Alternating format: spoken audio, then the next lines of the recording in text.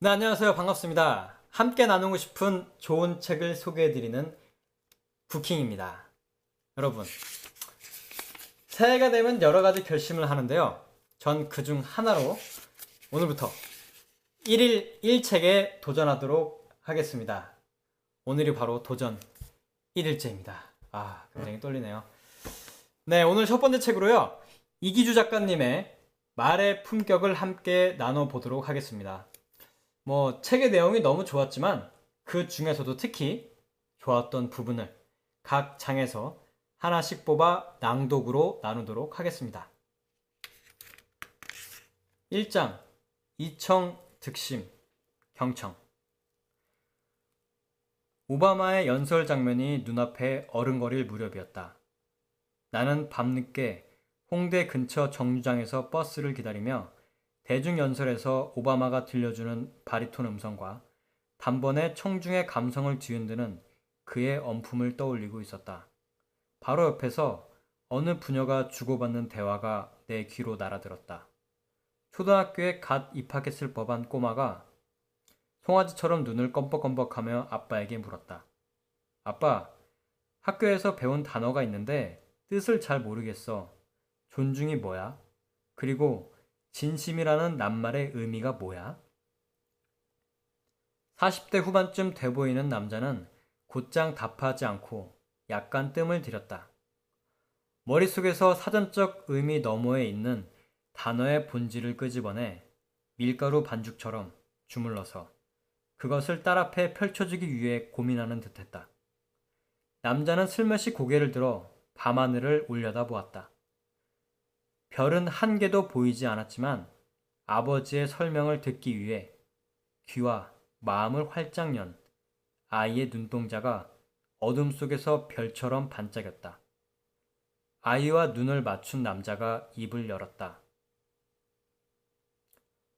그러니까 존중은 상대방을 향해 귀를 열어놓는 거야. 그리고 진심은 말이지 핑계를 대지 않는 거란다. 핑계를.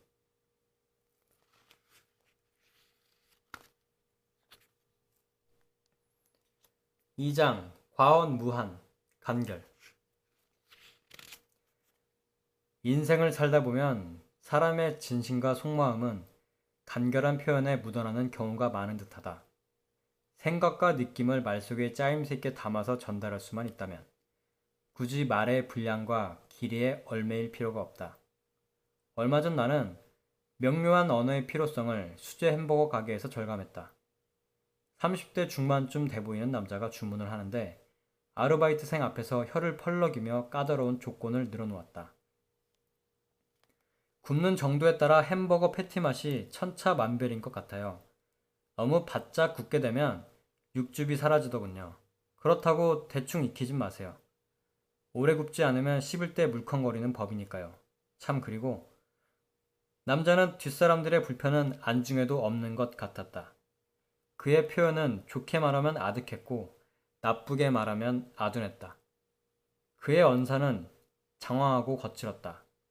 풀 한 폭이 없는 황무지에서 먼지를 날리며 거칠게 내달리는 정체모를 짐승을 연상케 했다. 주문을 받던 아르바이트생의 표정이 허물어졌다.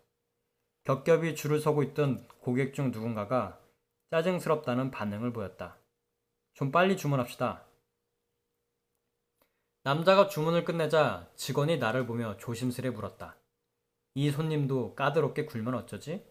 하는 얼굴이었다. 손님은 어떻게 구워드릴까요? 따로 원하는 게 있나요?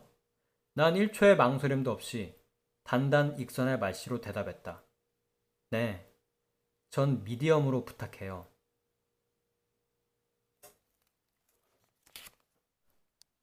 3장 언의심성 소음. 해가 뉘엿뉘엿 넘어갈 무렵이었다. 비스듬히 들어온 석양이 거실을 비추었다. 아침에 커다란 헝겊 가방을 챙겨 집을 나섰던 어머니가 현관문을 열고 힘없이 걸어 들어왔다. 어머니는 거실에 털썩 주저앉더니 가방에서 대여섯 권의 책을 꺼냈다. 물어물어 서점 몇 곳을 돌았어. 네 책을 좀 사왔다. 녹초가 된 어머니를 보자마자 무력감과 좌절감이 내 감정을 이리저리 마구 흔들었다. 화가 치솟았다. 나도 모르게 어머니 앞에서 뾰족한 말을 내질렀다. 몇 건 사봤자 보탬이 안 되니까 앞으로 이러지 마세요. 몸도 안 좋으시잖아요. 어머니는 대답하지 않았다. 어머니의 양쪽 볼에는 땀인지 눈물인지 좀채 분간할 수 없는 것이 흘러내렸다. 손수건을 건네드렸다. 어머니는 그것으로 얼굴을 문지르며 나직한 소리로 웅얼거렸다. 알아. 그래도 내가 해줄 수 있는 게 이것밖에 없잖니. 나는 어머니의 말 한마디가 높다란 언덕에서 떨어진 돌덩이처럼 느껴졌다. 너무 무거워서 도저히 받아낼 수 없었다. 더러운 말의 꼬리를 붙잡지 못해 죄송했다. 미안한 마음에 나는 밤새 뒤척였다.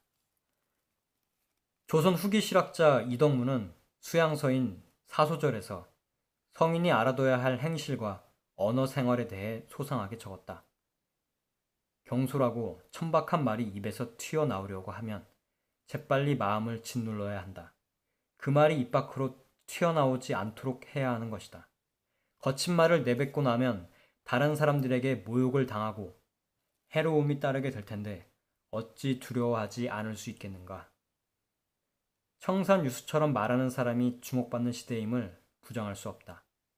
그러나 번지르르한 말 속에 상대에 대한 배려가 빠져 있다면, 그래서 누군가에게 상처를 안겨준다면 그것은 목소리가 아니라 거친 소음에 지나지 않는다. 4장 대언 담담 지적. 영국의 극작가 조지 버나드 쇼의 일화다. 어느 날 쇼는 미켈란젤로의 그림을 좋아하지만 로댕의 작품이라면 무턱대고 혹평하는 미술 애호가들을 집으로 초대했다. 쇼는 대생 작품 한 점을 손에 쥐고 흔들며 제가 최근 손에 넣은 로댕의 그림입니다 라고 말했다. 쇼의 말이 떨어지기 무섭게 애호가들은 그림의 흠을 들추어 헐뜯기 시작했다. 험담과 험담이 허공에서 맞부딪혀 험담의 아우성을 만들어내며 휘돌았다. 어지럽고 어수선했다. 그러자 쇼는 이럴 줄 알았다는 듯 코웃음을 치며 험담의 한복판을 겨냥해 뼈있는 한마디를 던졌다. 그 문장이 한데 뒤엉켜 있는 험담들을 순식간에 흩어지게 하였다. 쇼는 말했다. 아차 미안해요. 제가 그림을 착각했네요. 이 그림은 로댕의 것이 아니라 미켈란젤로의 작품입니다.